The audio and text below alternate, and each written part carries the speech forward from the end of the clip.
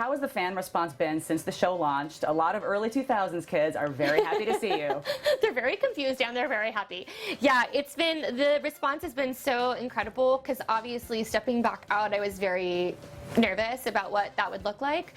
And I think the thing that surprised me the most is all my old fans are just like there to pick up and be like, we're so pumped for you. Can you do music? But we're still pumped for you, you know? And that's been really lovely. And then there was a side effect that I didn't see coming, which is women that are feeling really inspired by the idea that you can go with strength into your job and your workplace and stand up for yourself, but still do it in a way that is perceived as business and kindness. And it was weird. It was a side note that I didn't anticipate. I was just trying to lead the way I would want my child to watch.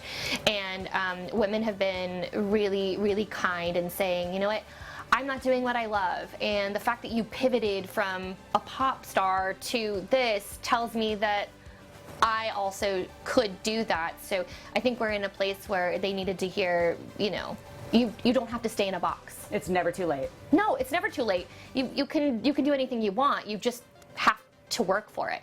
So how do you react to hearing I Want to Be Bad today? First of all, still a banger. Still a banger. And it's been a staple in the LGBTQ community this whole time, but now a whole new generation's being introduced to it. Yeah, it's really funny. You know, there was like the 10-year mark. I still didn't respond. I was just kind of like, yeah, that was my song. And now I think it's like you get closer to the 20-year mark and suddenly I really embrace it. It's really funny when you think back and you look at percentages.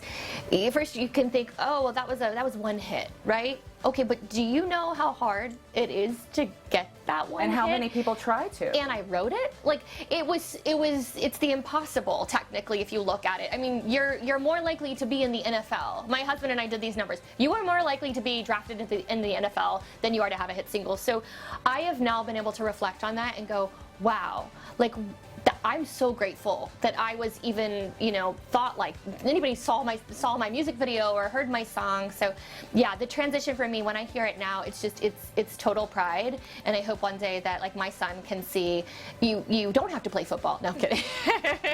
You can do anything you want, because literally his father and I, that's like our motto in life. Yeah, and it was a little ahead of its time as well, because you emerged in a space with Britney Spears and Christina Aguilera, who were trying to cultivate a good girl image at the time. Yeah. And you didn't even attempt that. Yeah, no, I mean, I definitely was throwing in the towel on that. I think they were all a little younger when they started, and that was probably why the good girl image was so important for them and their record companies. But as we were all aging, you know, we start to change, and so You're 20, 21, you start to experiment with different things in life, and your sexuality is one of those things that we were told at the time not to talk about. And so again, why I think it had resonated so well with you know, the gay community was really because they were also being told not to, and so here I was coming out guns blazing, and they thought, oh, I can relate to that. So it's a great time in life for me, 2000s, you know, and I'm so grateful, and I think everything just has happened for a reason. And you grew up in Florida. I did. Kind of the mothership of the teen pop boom at that time. Any favorite memories of spending time with peers like Britney, Backstreet Boys? I grew up on a farm, though. I was far away from like all of the like fancy stuff, so I just kind of like infiltrated towards the end of that and seeing everything. But yeah, I mean, just being around each other, you know, at a skating party or whatever it may be, we would always see each other, and everybody was always so kind.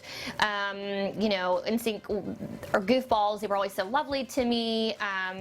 Britney Spears was always the sweetest thing. So yeah, I mean, I have nothing bad to say about anybody from that time. We were all just like young kids trying to figure this out. You've discussed the decision to leave the music industry and that perfect storm that led you to find your current passion. Yeah. Do you miss making music, and is there a way for you to make time for it all as a mom with a business? Yeah, I do miss music. I miss writing music, so I still try to get that in here and there.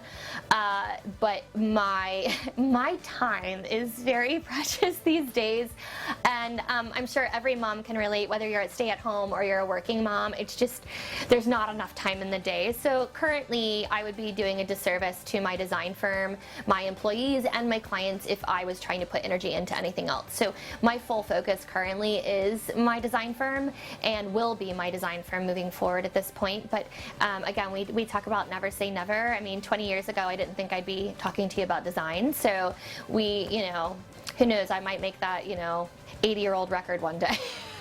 We'll be here for it. If you love that video, you're going to love everything on the Access YouTube channel, so hit the subscribe button. You can thank me later. Hit it. Now.